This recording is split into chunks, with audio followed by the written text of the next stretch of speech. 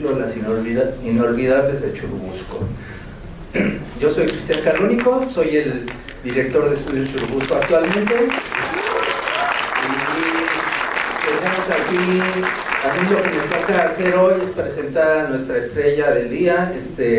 Ahora tenemos a Roberto Fiesco, que es pues, una gente muy participativa, muy solidaria, buen productor, buen amigo, ajonjolí de todos los moles, yo diría, ¿no? Hace 3 días estaba en Monterrey, o hace 2 días, y ahora ya está acá, y seguramente el lunes o el domingo ya se va a la Feria del Libro de Guadalajara, y seguramente va a presentar algún libro. Entonces, bueno, él es un gran conocedor del cine en general, pero del cine mexicano en particular, y entonces es nuestro comentarista de hoy. Entonces, tenemos una película pues muy buena, que a mí me gusta mucho. Es de las películas que uno no sabe. Yo leí ese libro pues, cuando era, no sé, hace muchos años, cuando era, no bebé, pero sí era joven.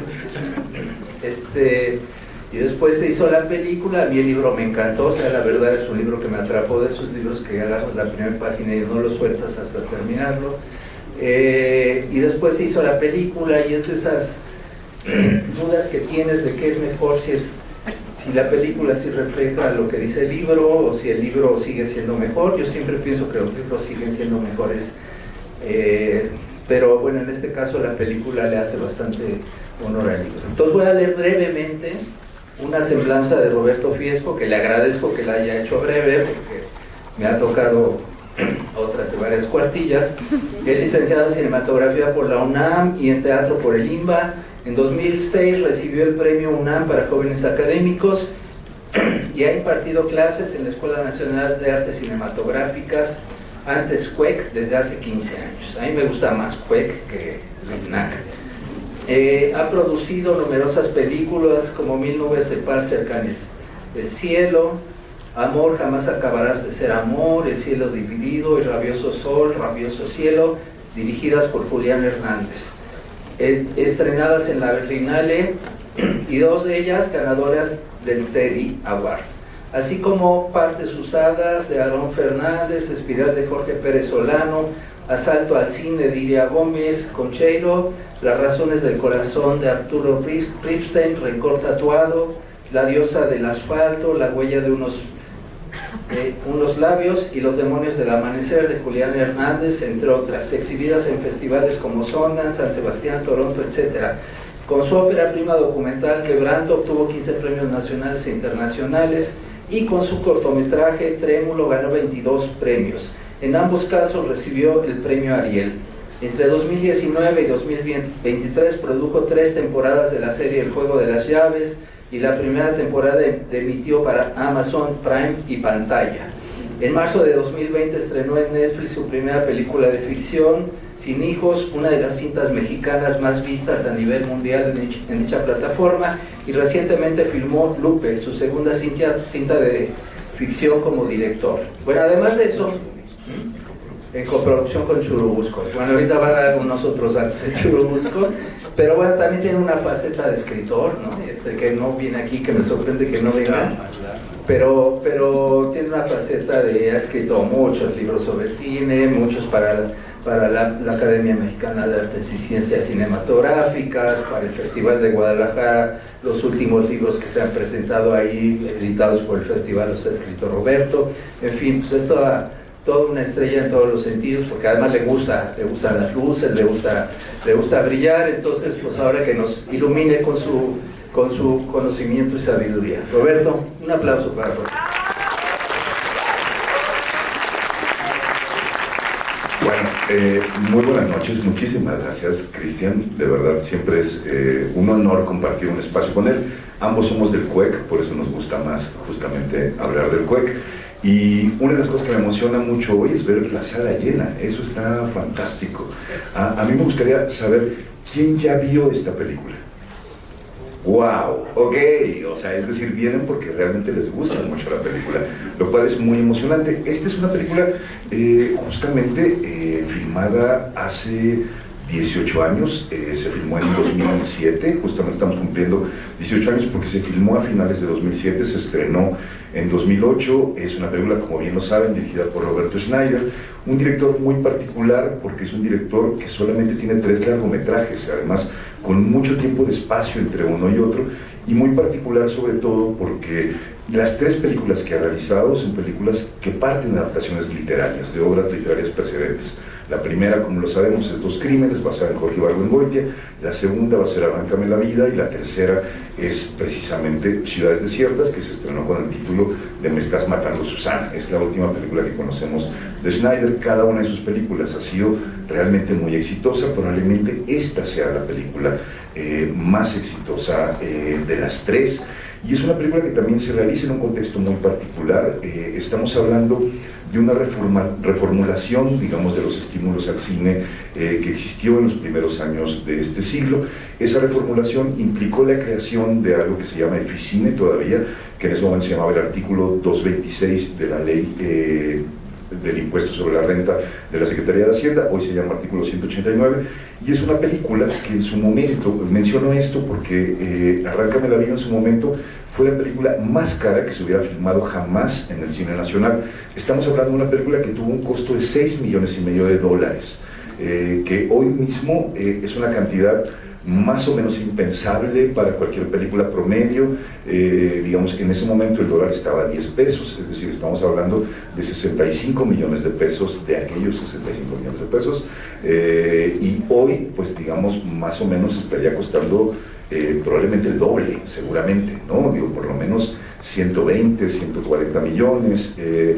Sería una película que Netflix produciría, sería una película que Amazon produciría y que tendría, digamos, como ese costo, aunque en realidad hoy el costo promedio de una película mexicana está más o menos como en los 15, 16 millones de pesos, es decir, bastante más abajo de lo que cuesta una película de plataforma. Menciono esto porque es muy importante un poco saber que esta película tardó muchísimos años en producirse. Es una novela que se publicó en el año 85.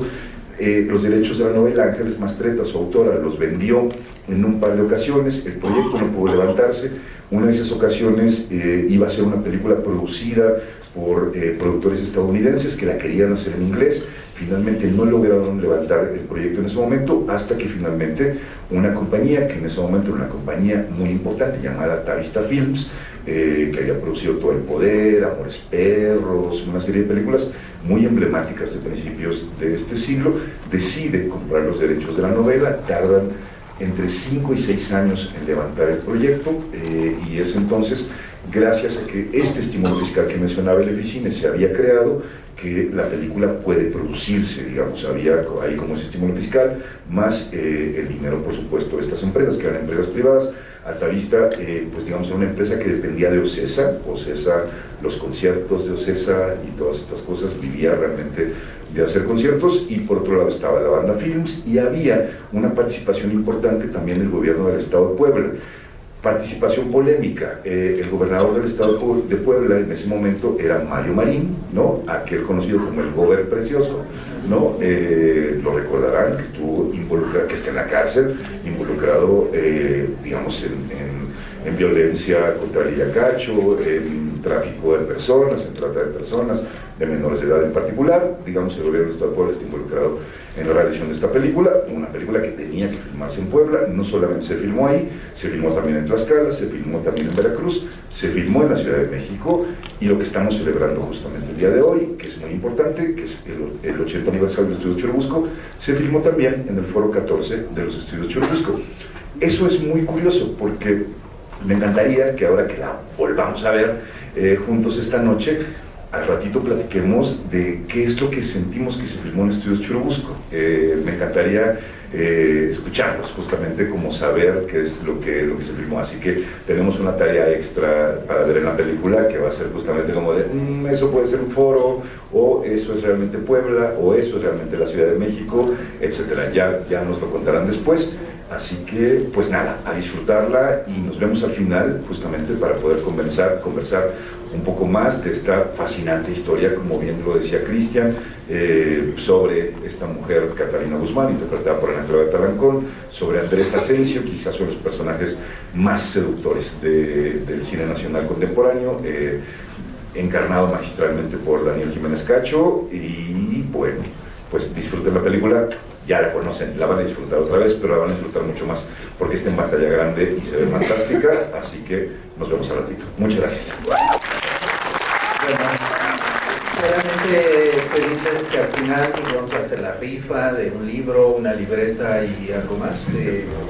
Pero esos libros no son de Roberto en realidad, porque dice que vino por los libros, entonces pues, no se vale, ¿no?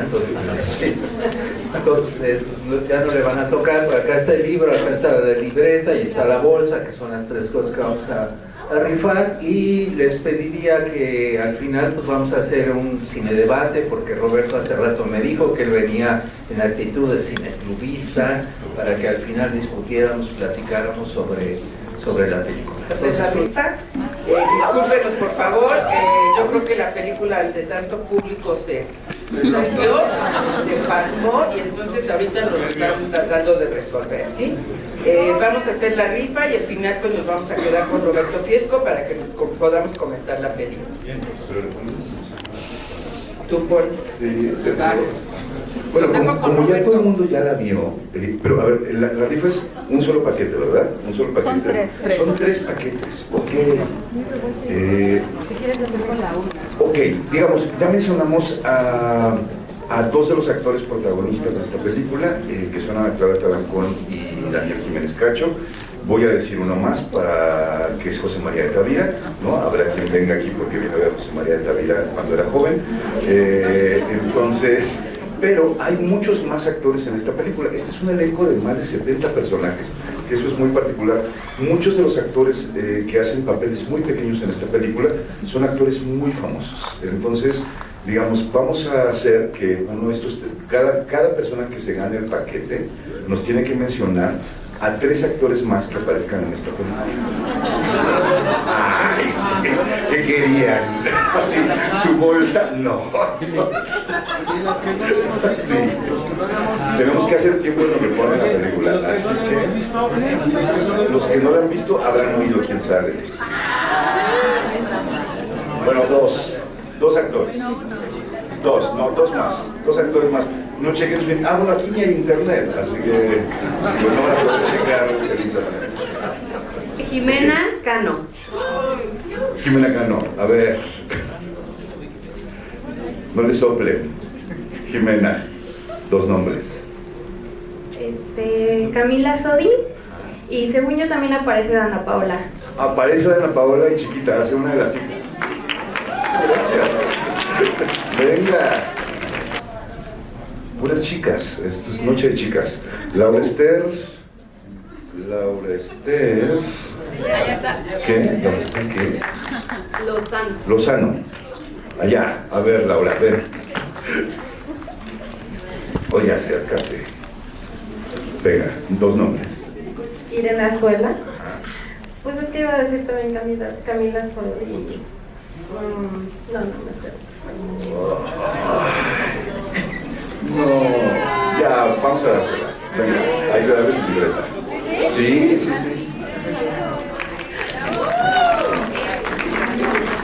Bueno, este es un libro de lujo, la verdad. Esta es una actualización de una edición que Estudios Churubusco realizó, digamos, con toda la historia de los Estudios Churubusco y de su fundación en 1945.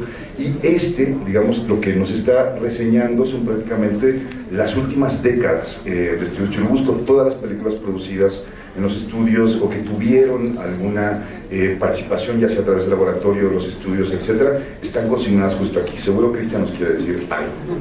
Sí, con toda la pena del mundo te voy a decir que no es ese libro. Es el otro. Por el 80 aniversario publicamos 2 libros. Uno que tiene todo lo que dijo ahorita Roberto, la actualización de los 10 años.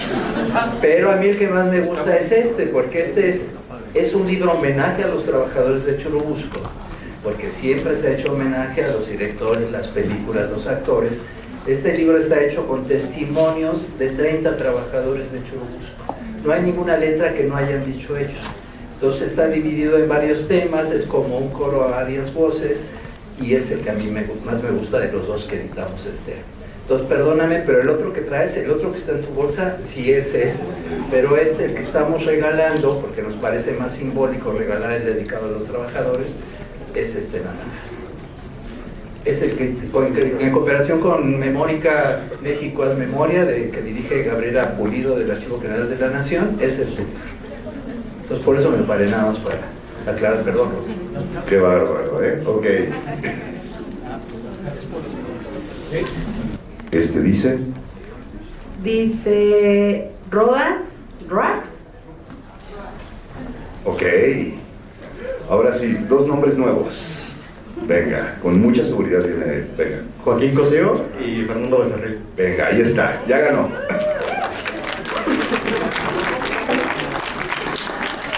Pues bueno, se nos acabaron los regalos esta noche, pero ahora sí podemos ver la película. ¿Estamos listos? Guadalupe, parece que ya estamos listos. 2 minutos, pero ya. 2 minutos. Pueden ir por palomitas, pueden ir al baño y así, y nos vemos un rato. Bueno, platicamos al principio de la película, un poco del contexto en el cual se realizó en el año 2007 y se estrenó en 2008, pero no platicamos un poco del contexto, digamos, del cual parte esta historia. Digo, afortunadamente la mayoría de las personas que están hoy aquí pues ya la conocían, y quienes no la conocían pues ya la vieron el día de hoy. Como vieron, es una historia que ocurre entre 1932 y 1943, ¿no? La época del México postrevolucionario, una época, digamos, como de reconformación política, donde los generales todavía eran presidentes, hasta la llegada de Miguel Alemán, que es, digamos, el sucesor de Manuel Ávila Camacho, personajes que se aluden en esta película, ¿no? Digo, Miguel Alemán es Cienfuegos, de alguna manera, en esta novela, como Vicente Lombardo Toledano, el secretario general de la Confederación de Trabajadores de México, la famosísima en algún momento CTM, pues es justamente otro de los personajes que interpreta Rafael Sánchez Navarro en la película. Y por supuesto no hay que obviar, digamos, que el origen de la novela de Ángeles Mastretta está justamente en una investigación que ya hace en torno a un grupo de personajes que fundaron, digamos, como esta Puebla, digamos, en los años, en el México postrevolucionario, donde la figura central era Maximino Ávila Camacho, hermano de Manuel Ávila Camacho, el presidente del país, de los años 40-46, y que, bueno, Maximino en su momento fue gobernador del estado de Puebla, muchas gracias, y tenía una esposa llamada Margarita Ricciardi, bueno, su última esposa, justamente, que es, digamos, a quien alude el personaje de Catalina Guzmán. Ángeles Mastretta ha dicho que no es un retrato, digamos, como fidedigno, ni absolutamente fiel, ni rigurosamente histórico, digamos, es un retrato ficcionado de estos personajes, y bueno, asimismo está llevado a cabo en la película. Este personaje, el director de orquesta, Carlos Vives, está inspirado, según yo, aunque como que nadie lo dice muy bien en todo lo que estuve consultando, en Jorge Vélez, que era un actor cinematográfico de los años 30, también músico y director de orquesta, pero de música popular, que él mismo tenía un importante cabaret a principios de los años 40, y que al final pues acabó casándose con Margarita Ricciardi y sufriendo atentados por parte de uno de los hijos de Maximino Ávila Camacho en su momento. Otro de los hechos interesantes de la historia real, que de alguna manera están trasladados a la película, es la muerte del propio Maximino Ávila Camacho en 1945 en circunstancias misteriosísimas, ¿no? Le dan un par de infartos y es así como se muere en una carrera, sí, por la presidencia en ese momento. Él creía que iba a ser el sucesor de su hermano, no lo fue, y hay mucha oscuridad, digamos, como en torno a la muerte de este celebérrimo personaje que tenía aparentemente muchas de las características que se retratan en el personaje de Andrés Asensio. Platicando alguna vez con Daniel Jiménez Cacho, él me decía que más que inspirarse para la encarnación de este personaje en el propio Ávila Camacho, en Maximino, lo que él había hecho era recurrir a las memorias de Gonzalo N. Santos, otro gobernador, en este caso del estado de San Luis Potosí, que hizo unas memorias tremendas donde habla de crímenes, corruptelas, robos, asesinatos sin fin, etcétera, ¿no? Pero que era de alguna manera como justamente una característica común en todos estos generales postrevolucionarios que construyeron lo que después sería el Partido Revolucionario Institucional en el periodo de Lázaro Cárdenas, ¿no? Aquí hay una alusión que sí genera un poco de disgusto, porque hablan de la expropiación petrolera en el año 36, y es como una cosa que uno dice, ay, ¿por qué no le pusieron que era el 38 y ya tan? Eso es un dato extrañísimo en la película que nunca he entendido como muy bien, y sin embargo creo que ya más allá del contexto, me parece que esta película lo que nos muestra, y por eso hablaba mucho del presupuesto al principio de la película, es justamente lo que una película de gran presupuesto podía ser, digamos, como mexicana en ese momento, una película competitiva en términos comerciales, una evocación de época, me parece que bastante rigurosa en general, no en balde. Arráncame la vida es una película que se gana los Arieles de mejor dirección de arte para Salvador Parra, ¿no? Que es pues un diseñador de producción importantísimo en este país y en España también, donde ganó un Goya por hacer El embrujo de Shanghái, donde trabajó con Almodóvar en Volver, etcétera, etcétera, ¿no? Ganaron también el Ariel de mejor vestuario, Mónica Neumayer y Gilda Navarro, y también el Ariel de mejor maquillaje y el Ariel de mejor guión adaptado. La película no ganó el Ariel de mejor película, Daniel Jiménez Cacho no estuvo nominado, eso fue un escándalo, me acuerdo muy bien, aquel año de Ariel es 2009, ¿no? Ni siquiera estuvo nominado, y la película que acabó ganando los premios principales de mejor película, dirección, etcétera, etcétera, fue Desierto Adentro, la película de Rodrigo Plá. Y sin embargo, esta es la película que la Academia Mexicana de Artes y Ciencias Cinematográficas envió en su momento a la contienda por el Oscar, ¿no? Evidentemente no fue seleccionada entre la quinteta, digamos, de nominados al premio de la Academia aquel año, pero bueno, eso habla un poco como de los valores de producción que esta película tuvo, ¿no? Una película además ciertamente taquillera en su momento, 2.600.000 personas la vieron al momento de su estreno, ¿no? Digo, lo cual creo que habla bastante del interés que la película generó en aquel momento. Y volviendo al tema de los colaboradores, mencionaba a Salvador Parra, pero no quisiera dejar de mencionar también al fotógrafo, al director de fotografía, que tampoco estuvo nominado al Ariel ni nada por el estilo, que me parece que la fotografía es un trabajo espléndido, de Javier Aguirre Sarobe. Él es nada más y nada menos que un fotógrafo español importantísimo, ¿no? El fotógrafo de Vicky Cristina Barcelona y de Blue Jasmine de Woody Allen, ¿no? Digo, trabajando en esta película, y el trabajo musical, que también me parece enormemente destacable, ¿no? La composición es de Leonardo Heiblum y de Jacobo Lieberman, inspirada en buena parte, me parece que lo más notable de la música son esos ecos que al final le dan un gran crédito, por supuesto, Arturo Márquez del Danzón número 2, ¿no? O sea que es un tema clásico, sinfónico en este país, que bueno, es parte como de los leitmotivs constantes que aparecen en la película y que es bellísimo, ¿no? Evocarlo. Y a esta pieza de Carlos Chávez, que es justamente la que escuchamos en Palacio de Bellas Artes, que es La Chacona de Carlos, La Chacona, una pieza conocida como La Chacona, que también es muy muy bella, pues, ¿no? Más toda la música incidental que aparece dentro de la película, ¿no? Digo, Toña la Negra, digamos, hay Pedro Infante, etcétera, hay una serie de cantantes y de temas interesantísimos musicales, muy evocadores, como evocadora es la película en términos visuales, y que bueno, tienen a Eugenia León nada más y nada menos que haciendo ahí a Toña la Negra, ¿no? Y bueno, cantando el tema que da título justamente tanto a la novela como a la película, que es Arráncame la vida, del gran Agustín Lara. Entonces, digamos, creo que hay un montón de eso que llamamos, digamos, en el cine valores de producción, ¿no? Es decir, elementos que potencian la calidad formal de una película, ¿no? Digo, un gran elenco donde, como decíamos al principio, hay un montón de actores conocidísimos que van y dicen una línea, ¿no? Irene Azuela, lo mencionaba alguien por allá, que prácticamente no habla, y más bien yo siempre he creído que es un poco un desperdicio que esté ahí, como en un personaje casi silente, ¿no? O Ana Feria Murguía, que dice una cosa, Marta Abra, que dice dos, O sea, digo, Joaquín Cosío, que bueno, sale bastante, pero habla un par de veces, o sea, digamos que era como rodearse un poco de lo mejor que había en el cine mexicano en ese momento, en todos los niveles, pues, ¿no? Tanto en los niveles técnicos como en los niveles artísticos, y bueno, da como resultado una película que para mi gusto es una película muy entretenida, enormemente disfrutable, pues, ¿no? Digo, una película de estas que uno goza, ¿no? La crítica en su momento, hay que decirlo, no la trató muy bien, la crítica seria no la trató particularmente bien, pues, ¿no? Parece un entretenimiento, pues, muy ligero, ¿no? O sea, creo que es una película ligera, la verdad, es una película para el gran público, y creo que, pues, bueno, eso pone las cosas un poco como esta ausencia de profundidad, digamos, pues, ¿no? Y más bien una prioridad por una sensación evocativa, por una película muy bien hecha, por una película que tuviera como todos estos valores técnicos y artísticos en pantalla, era más bien la prioridad, más que, digamos, profundizar mucho más en aspectos políticos probablemente más espinosos de la época, o en personajes mucho más profundos. Al final estamos viendo un gran melodrama, ¿no?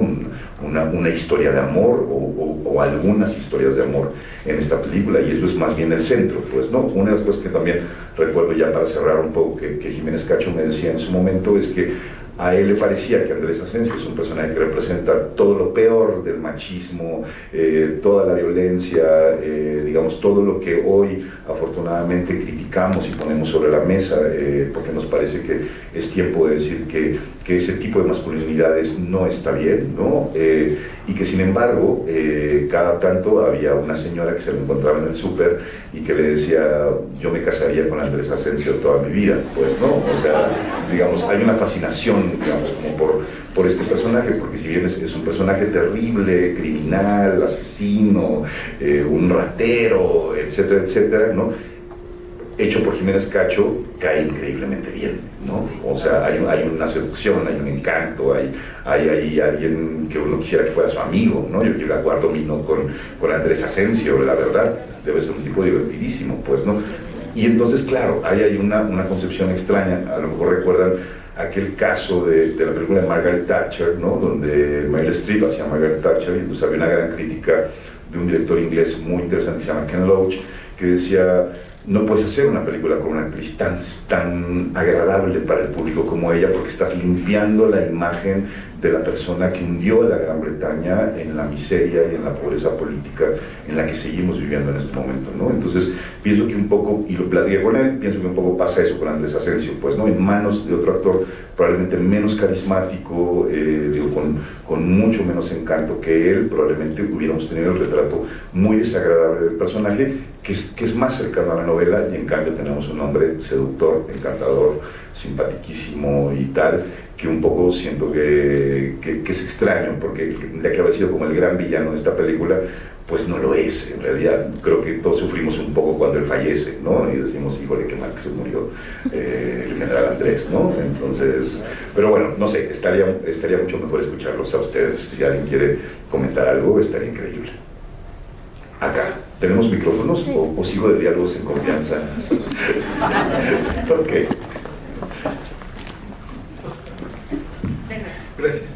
En algún momento yo lo pude relacionar con una película que en algún momento estuvo vetada, que también habla de un general, que se llama La sombra del caudillo, de Martín Luis Guzmán, y que de alguna manera, bueno, tanto la obra como escrita como la película, pues estuvo limitada.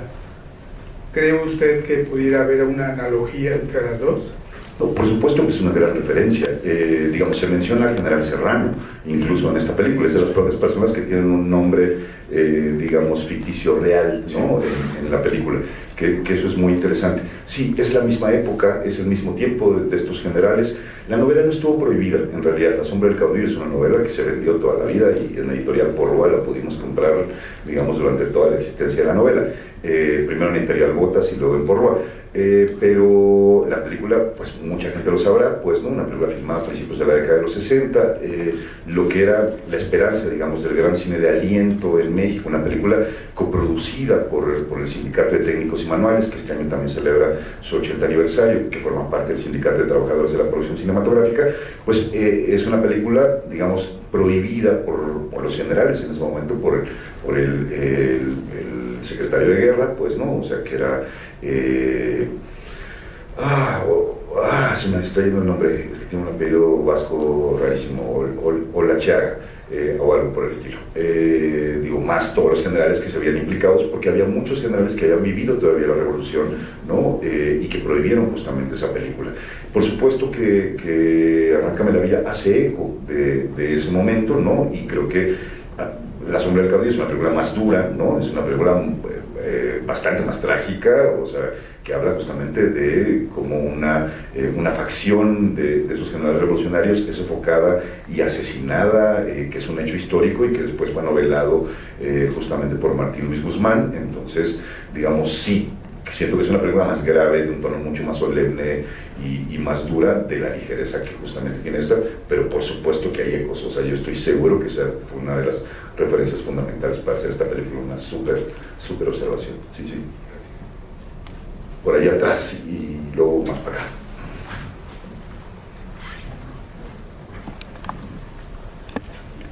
Buenas noches. Buenas noches. Desde el campo de la historiografía siempre han habido un montón de discusiones acerca de la ficción histórica y cómo pues estas interpretaciones que vienen muchas veces desde hechos históricos pues pueden ser plasmadas de una manera ficticia por medio del arte, de la literatura y en este caso del cine. Entonces yo quisiera hacerle una pregunta a usted. ¿Cuáles serían los límites que podría tomarse el cine, tomando en cuenta que pues al final de cuentas esto es un hecho histórico? O sea, esto fue una realidad de México de los años 30, de los años 40. Entonces, ¿cómo el cine puede abordar esta, o se puede acercar más bien a responder esta duda, o bueno, si a esta duda de, bueno, entonces, ¿cuál es el límite? ¿Hasta dónde podemos llegar? ¿Podemos tomarnos toda la libertad creativa que queramos o debemos seguir unas reglas establecidas? Pregunta muy compleja en realidad para responder. A mí me parece que en particular Arráncame la vida es una película que se protege no utilizando los nombres reales, ¿no? Y entonces en ese sentido es una ficción, como bien dices, basada en hechos históricos, pero digamos no nos está diciendo él es Maximino, ella es Margarita Ricciardi, ¿no? No nos lo está diciendo de manera evidente.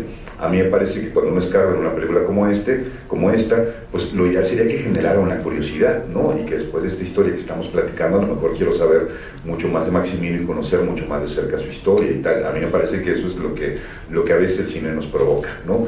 ¿Cuál es el problema? Que Ángeles Mastretta misma, hoy estuve checando como notas hemerográficas justamente del 2007-2008, cuando la película se estaba haciendo y cuando la película se estrenó, y ella estuvo muy cerca del rodaje de la película y decía, bueno, miles de personas han leído esta novela. En ese momento se vendían 2.000 ejemplares de la novela al mes, ¿no? Que para este país, que no es un gran país de lectores, digamos, pues es un gran número en realidad, pero decía, miles de personas han leído mi novela, pero millones de personas van a ver la película, ¿no? Y eso, digamos, para un autor, para una autora en este caso, es algo absolutamente alentador. Si esto nos acerca a la historia, me parece que nos acerca de alguna manera a un periodo histórico que es muy interesante, ¿no? O sea, digo, ahí está la referencia a La sombra del caudillo, y uno pues podría, digamos, como seguir investigando más sobre estos personajes.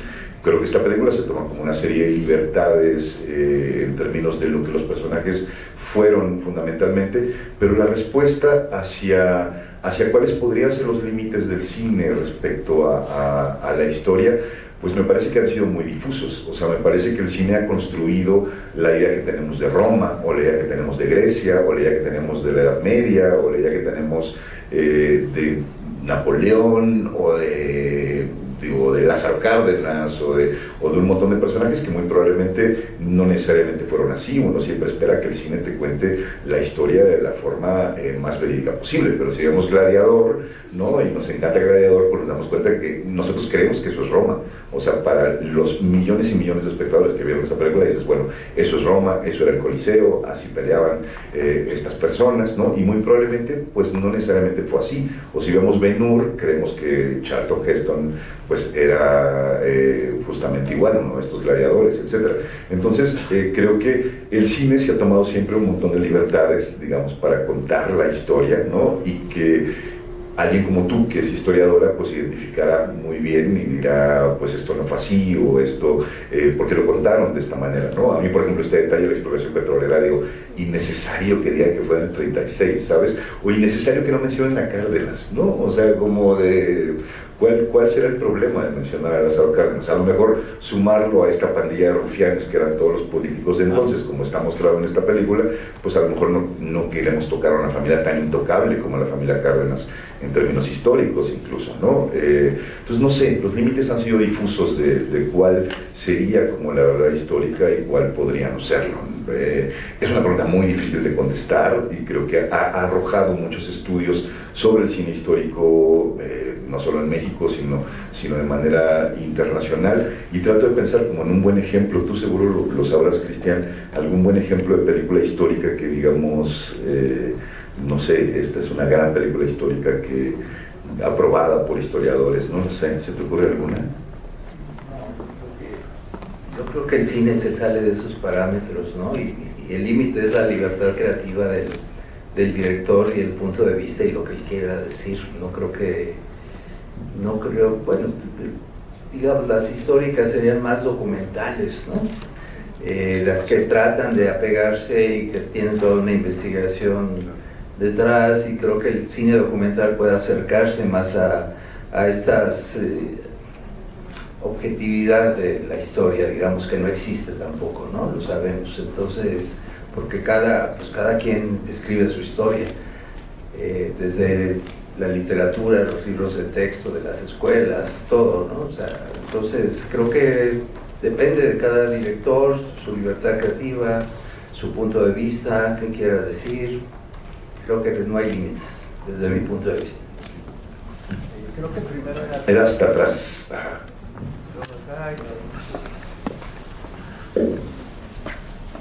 Gracias, buenas noches. Buenas noches. Muchas gracias por esta rica charla, Roberto. Y bueno, yo coincido en el sentido de que el cine sí es un acercamiento, estoy convencida, ¿no?, de que sí es un acercamiento a la historia, porque nos ayuda a construir imaginarios, ¿no?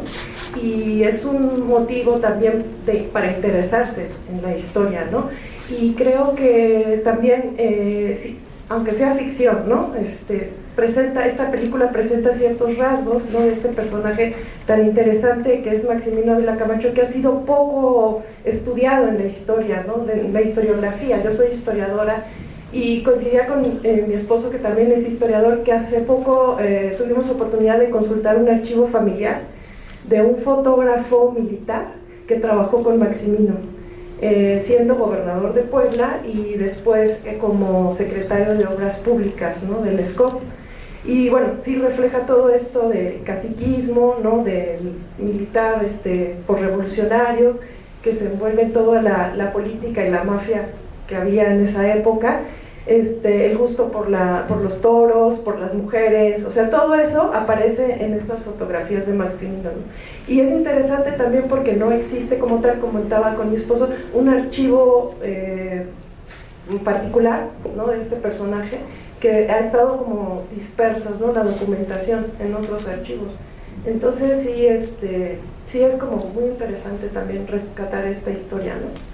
Gracias. Yo compré fotos de él, así, soy coleccionista así mal, con un toque de coleccionismo, y compré muchas fotos de como personales de él.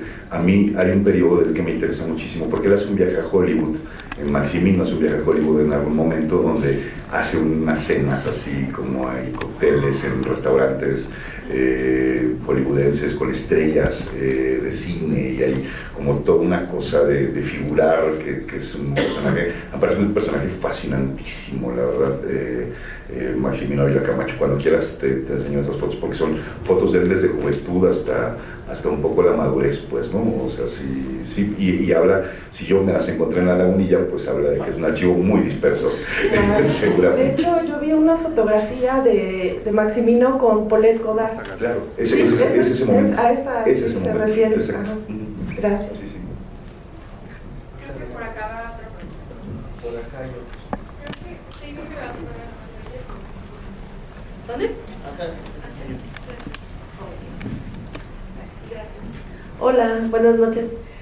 bueno, yo me dedico a la producción audiovisual y me gusta mucho compartir y escuchar a las personas que hablaron, que son historiadoras, porque justamente yo lo veo del lado audiovisual y me centro en pensar, como bien decías, que el documental pues se va a datos duros, históricos, y se atreve a dar nombres verdaderos, dar fechas. Pero cuando nos movemos a la ficción es diferente. Como cineastas, como el conjunto del trabajo de personas que se involucran como historiadores, investigadores y la gente que va aportando diseño de producción, diseño de arte, tienen que cuidar el apego a las fechas, a los eventos, pero vas a cubrir un poquito, porque justamente es ficción. Y pues históricamente sabemos que siempre nos han censurado, porque el gobierno no le gusta que se hable directamente de las cosas que han pasado, y lo hemos visto, por ejemplo, en la historia donde Silvia Pinal de repente se llevó en su época, ¿se acuerdan de estas latas que escondió y se llevó a España? Regresó, se me fue ahorita, de estas cintas que había filmado con Luis Buñuel, porque hay censura, ¿no? Sí, pero esa censura es del gobierno español, eso es del gobierno español franquista, no mexicano. Entonces le esconden. Y después en México, por ejemplo, también pasó con Rojo Amanecer, ¿no? Con cintas que hablan de ciertas figuras en donde hay una prohibición. Pero ¿qué sucede? Que justamente la genialidad pues de los cineastas, directores, de la gente de historia, pues empiezan a ver de qué manera lo van a cubrir, pero dar también la información para que pueda salir a la luz. Y regresando justamente a esta película, bueno, sabemos que es una novela y que está adaptada y que realmente hacen pues una obra maestra, porque lo decía Ángeles Mastretta, comentaban de que bueno, van a leer muchísimas personas mi libro, pero más la van a mirar a través de la pantalla, que puede llegar a más gente. Entonces a mí sí se me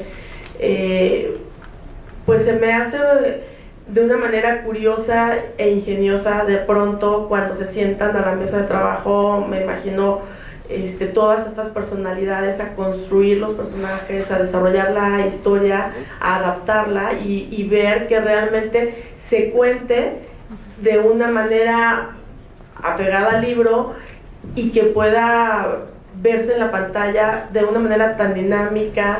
Pasan muchísimos años, pasan muchísimas cosas y no te hartas, ¿no? Sigues interesado. Entonces, la verdad es una película muy buena, me gustó mucho y pienso que realmente como ficción pues cumple con todo lo que tiene que ver este género, y pues no va a decir los datos tal cual porque es ficción justamente, ¿no? Eso es todo, gracias. Gracias. Por ahí había alguien más. Sí.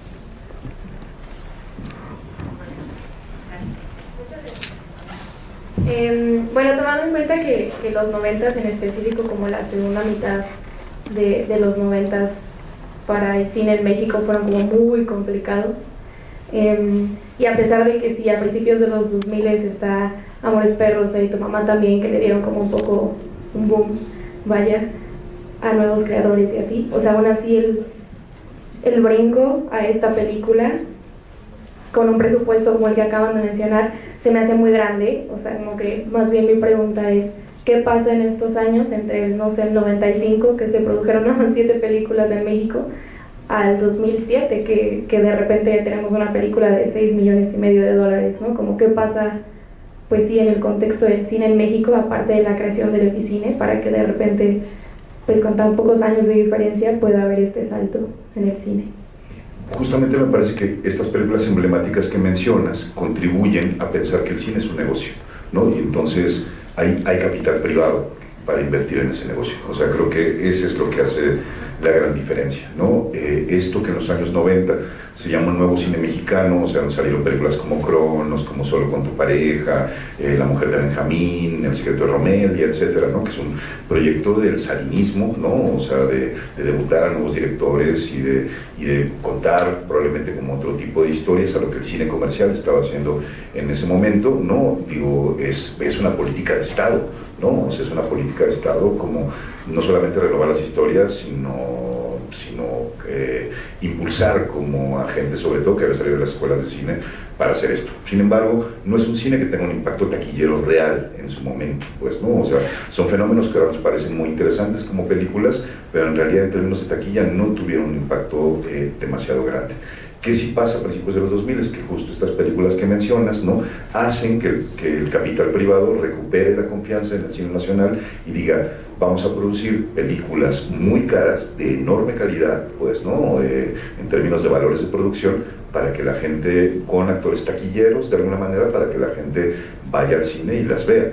Y creo que, pues, de alguna manera lo lograron con algunos de esos títulos, con otros evidentemente no. Y hoy, pues es mucho peor. Hoy eso ya no existe, ¿no? O sea, digo, ni hay una política de Estado, ni hay, digamos, capital privado en juego, salvo el capital de las plataformas de streaming, que es capital completamente privado y ni siquiera mexicano necesariamente, pero no hay inversionistas tipo estos de Altavista, que eran Ocesa, pues, ¿no? O sea, como para decir, ok, vivimos de hacer conciertos, ¿no? Tenemos dinero, vamos a producir películas, vamos a entrar a ese negocio. Eso ya no existe tampoco, ¿no? Entonces, las opiniones de este programa son responsabilidad de las que los emite, no necesariamente de las autoridades. Hola.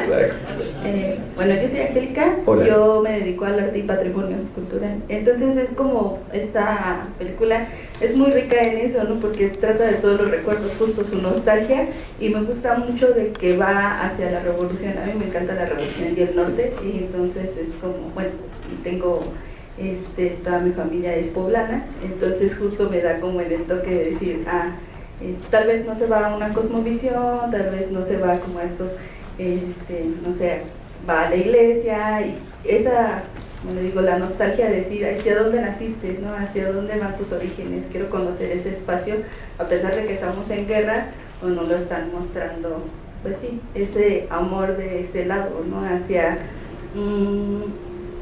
sí, yo no quiero ver qué está pasando en el país, sí me integro en eso, pero la lucha también es de este lado del corazón, ¿no? Y de esa tradición que voy jalando con su papá, que es, bueno, que decía, ya no está con las vacas, ahora hace quesos.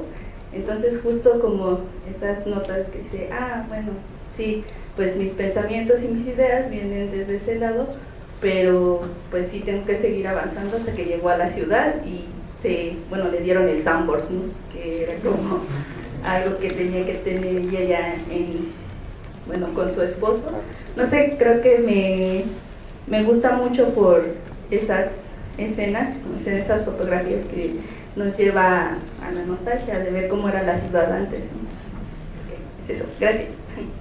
No, y creo que también ahí hay una heroína muy atípica, en realidad. Creo que Catalina Guzmán también es una heroína protofeminista, digamos, de alguna manera, ¿no? Digo, una mujer que, digamos, se casa por amor, me parece, pues, ¿no? O sea, digamos, más o menos, pero es decir, yo creo que viendo la película no diría uno, es una mujer que se casó por interés con el general, ¿no? O sea, me parece que no es la primera lectura que nos da la película, ¿no? Digo, si es una mujer que se casa convencida por amor y que pronto va a descubrirlo también, los juegos de poder que existen, y toma decisiones conscientes como tener un amante que le genera placer sexual verdaderamente, habla del placer sexual, cosa también, digamos, como muy poco habitual, digamos, como en una protagonista femenina del cine mexicano, ¿no? Y creo que a mí me parece que en ese sentido es un personaje muy interesante por eso, pues, ¿no? O sea, y al final, este final que es como muy esperanzador, como de la vida sigue y ella sigue de pie y feliz frente al viento y el campo, no sé qué, que la imagen misma es como muy bella per se. Creo que nos habla, digamos, como de un personaje que tuvo una trayectoria, digamos, con muchos altibajos emocionales probablemente, pero también con una serie de decisiones conscientes, ¿no?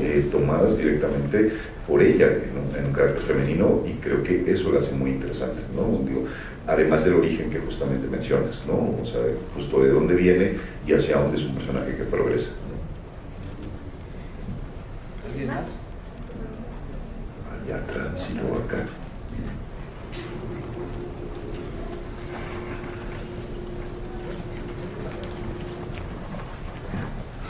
Al inicio mencionaban de las escenas de set. Allá iba. No, a ver, díganlo ustedes. Las casas, algunas de las casas cuando está buscando los papeles, quizás. Sí, justo la casa de Andrés y de ella en la Ciudad de México es una locación en Estudios Churubusco. Justamente, es un set, es un foro.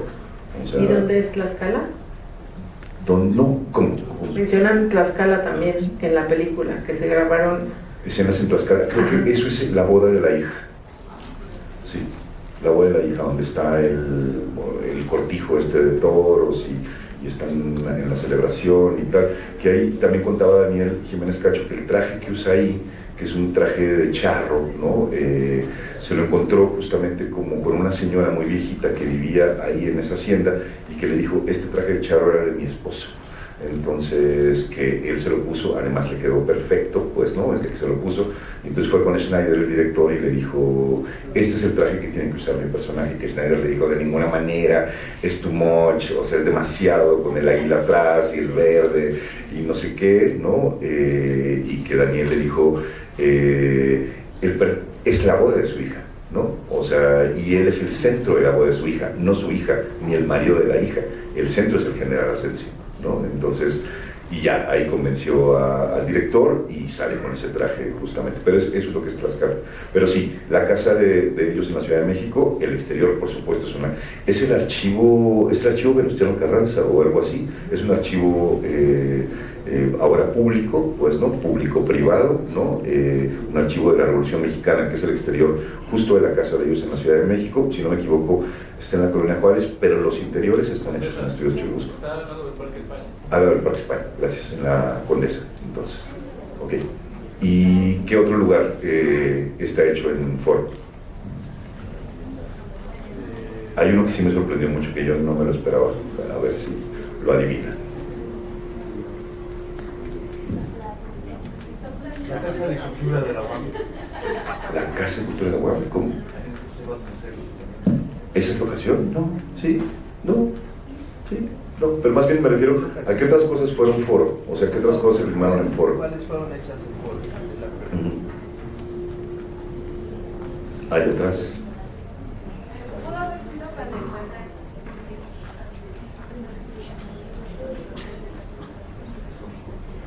Gracias. Perdón, ¿fue acaso cuando encontraron a Carlos Vives? ¿Cuando encontraron qué? Cuando encontraron a Vives, que le mencionan que ya lo encontraron y estaba muerto. No lo creo, ¿eh? No, eso sí se ve muy piedra de la calle. Sí. Digo, ya que traigo el micrófono, digo, aprovecho. Los arcos del principio, ¿no? Los arcos de Puebla claramente son foro. Los arcos del principio son foro, exacto. O sea, todo lo que es la arquería del centro de Puebla, pues, ¿no? O sea, donde Asensio conoce a Catalina y le dice, todos son los mensos y no sé qué, eso es foro, pues, ¿no? O sea, eso sí es un foro. Y cuando compran los helados, bla, bla, toda esa calle que está bajo los arcos, todo eso es foro. Eso es muy impresionante, la verdad, porque sí, digo, bueno, él lo notó muy bien, pero no es tan fácil de notar. No sé, que entonces hubiera estado muy complicado hacerlo. Claro, incluso construyeron como un tranvía que pasa por detrás, digamos, y todo eso se hizo en foro. Pero hay una ocasión más que yo digo que, bueno, a mí sí se me fue completamente hasta que no lo leí, que es en Palacio de Bellas Artes, ¿no? O sea, por supuesto que es Palacio de Bellas Artes, pues, ¿no? O sea, digo, ahí inequívocamente es el Palacio de Bellas Artes. Ahí hay otra anécdota curiosa que contaba Chema de Tavira, que es que la orquesta que llevaron, pues era por supuesto la Orquesta Sinfónica de Puebla, ¿no? Si tenían el apoyo del Gobierno Precioso, pues era esa preciosa orquesta, ¿no? Entonces llegó toda la orquesta de Puebla y en la orquesta la mitad de los instrumentistas eran mujeres. Y en esa época, en la Sinfónica Nacional, no había mujeres, ¿no? Tocando ningún instrumento. Entonces, que lo que hizo la producción, les habían rentado, eso también me enteré leyéndolo en la prensa, les rentaron una noche Bellas Artes, pues no, o sea, Bellas Artes les tenían un llamado de 8 horas, o sea, todo lo de Bellas Artes se hizo en un llamado muy, muy breve y muy veloz. Entonces, fue la producción a Garibaldi, se trajo unos mariachis, ¿no? Y entonces se llevaron a los mariachis a que hicieran parte de la orquesta. Entonces decía, claro, habían ensayado la Chacona de Chávez, pues bueno, días y días la orquesta, y los mariachis pues obviamente no sabían tocar una partitura, ¿no? Entonces contaba Chema que en el primer ensayo pues todos los mariachis se quedaron así con sus violines y así, como sin tocar nada, y de pronto, pero decían, a partir del segundo ensayo ya se habían aprendido de oído la música y todas las tomas las tocaron perfectamente, pues, ¿no? Entonces digo, sí, muy asombroso como de estos músicos populares que se integraban ahí. Pero en Bellas Artes, que bueno, vemos ahí muchos aspectos de Bellas Artes, el exterior, digamos, el interior del pórtico, el hall, pues, ¿no? La sala, etcétera. Lo que es foro es el balcón presidencial. O sea, el balcón se reprodujo porque sí, yo digo, sí, quien ha ido a Bellas Artes, que seguro todos han ido a Bellas Artes, pues el balcón es alto. Entonces yo decía, ¿cómo harían ese plano, o sea, el medium shot de Catalina cuando está llorando, escuchando un cielito lindo, y cómo harían, digamos, esos planos, que son planos más o menos abiertos, donde la cámara tendría que haber estado en un lugar muy particular, le habrían echado atrás las sillas, o habrían puesto algún tipo de lente, digamos, como más abierto? No, es que todo eso se hizo en foro. Pues no, o sea, hay un plano abierto, digamos, del balcón, pero todo lo que está pasando allá arriba, digamos, reprodujeron el balcón de presidencial del Palacio de Bellas Artes en Churubusco. Eso me parece fantástico. Es donde justo esta cosa mágica del cine, ¿no? De los grandes diseñadores de producción como Parra, ¿no? Podrían hacer, ¿no? Con el dinero adecuado. Eso. Allá. Hola, buenas noches. Buenas noches. Yo veo que en las partes del foro, probablemente es en la tienda donde canta el papá con Catalina. Al principio donde está el papá con Catalina, que le canta el cielito lindo, y el salón de belleza. El salón es muy foro, el salón es muy foro, es lo que se siente más foro, es la mitad de toda la película, sí, sí. ¿Alguien más? Pero por ejemplo, todas esas, cuando sale del salón, o sea, toda esa calle, por supuesto, no es foro. De hecho, también tuvieron que hacer como empedrados falsos, ¿no? En muchas calles que ya no están empedradas, ¿no? Pero todas las fachadas, pues por supuesto, están redecoradas, ¿no? Entonces, digo, la puerta del salón es muy curiosa porque está llena como de cosas garigoleadas, así, como en la entrada que uno dice, bueno, esto obviamente lo puso arte, pues, ¿no? O sea, digo, y ya cuando uno piensa que la piedra también era, el empedrado de la calle también era falso, y dices, guapo, o sea, sí, mis respetos, pues, ¿no? Eso se ve muy, muy bien, aunque algunas fachadas sí se ven así un poco demasiado llamativas, ¿cierto? Sí, sí. Acá. Ya, sí. Bueno, ya, yo quería regresar a lo que habían comentado de la veracidad histórica. Es que yo también soy historiador. Hoy parece que fue conferencia de historiadores aquí, pero bueno, y quizás lo que voy a decir es un poco controversial. Yo pienso que, justo como decía aquí la compañera de producción audiovisual, o sea, ellos tienen que, cuando estás haciendo una ficción, o sea, sí podemos tomar aspectos históricos, pero, o sea, no estás obligado a hacerlo. O sea, tu intención es contar una historia con un mensaje que tú quieres dar.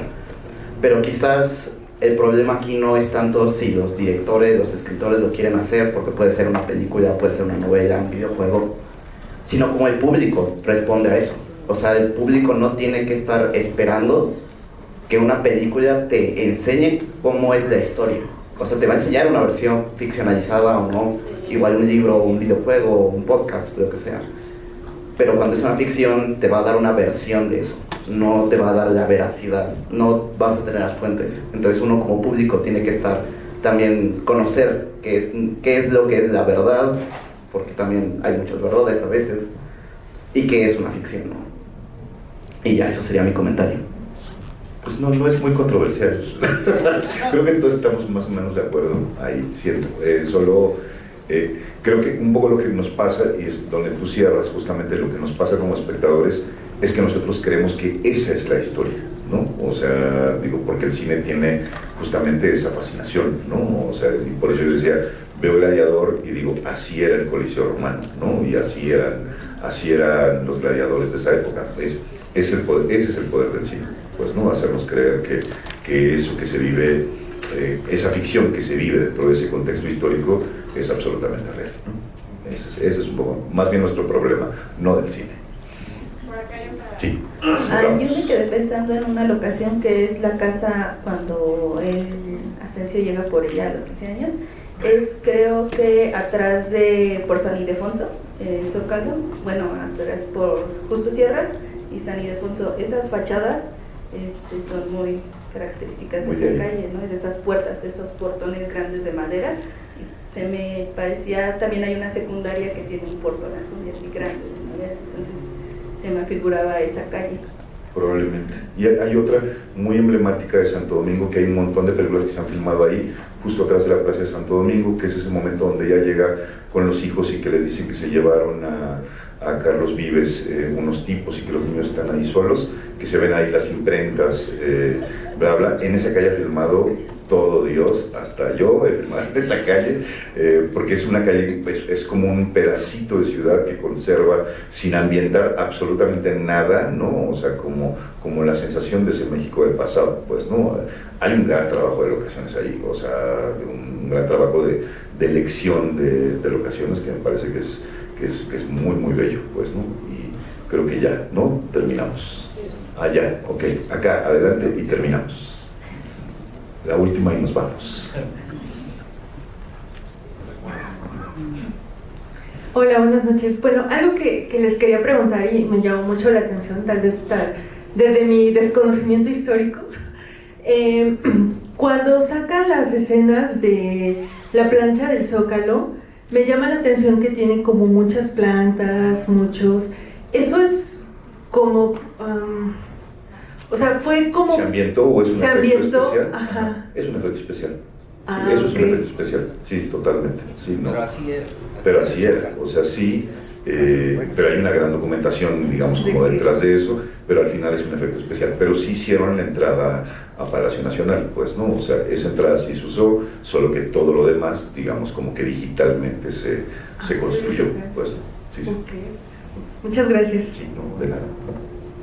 De hecho, estuvieron nominados al Ariel de efectos especiales y no ganó. Ese sí me parece raro que no lo haya ganado. Me parece que tiene un trabajo de efectos muy cuidadoso y muy, muy pulcro, pues, ¿no? O sea, digamos que son todos esos momentos justo de arranque de Puebla, lo de Palacio, bla, bla.